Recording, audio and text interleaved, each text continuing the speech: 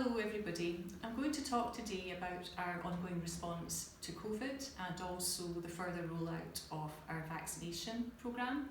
I'll touch briefly on the recruitment to the Chief Officer post in South Lanarkshire, and I'm also going to talk a bit about some work we've been doing around staff wellbeing.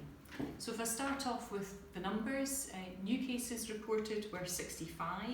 We currently have 32 COVID positive patients across the 3 acute sites, and our outbreaks in care homes are now down to 2, which is hugely positive and is of course linked to the rollout of that vaccination programme. In terms of the vaccination updates, we have now vaccinated around 340,000 individuals, and we've administered 390,000 doses in total. We've had great help and support from military liaison, and Donald Urquhart, who was leading that for us, has recently left and is going to work on the logistics of vaccination delivery in Scottish Government. So I think they must think he's done a good job here in Lanarkshire. He's very involved in setting up Ravenscraig and East Kilbride, Alan Coy's Centre. So I just want to say a huge thank you to him and his team. You will still see some of the military personnel around and about the vaccination centres as we need them, but Donald himself has now left us, so just wanted to say thank you and acknowledge the input from that whole team.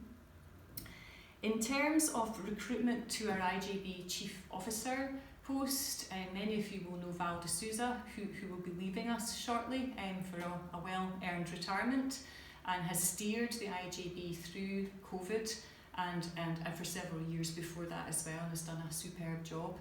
So we will miss her hugely, but just to also say that the job is now out for advert. So if you do know of anybody who you think might be interested in coming to work in South Lanarkshire IJB as the Chief Officer, please point them in our direction.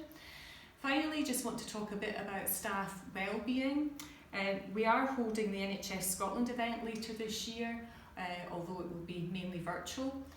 As part of that, we submitted a number of bids for spotlight sessions, and I'm really pleased to say that the bid submitted by Paul Graham, which is around staff wellbeing, has been accepted. So we will be showcasing that work at the national event later this year.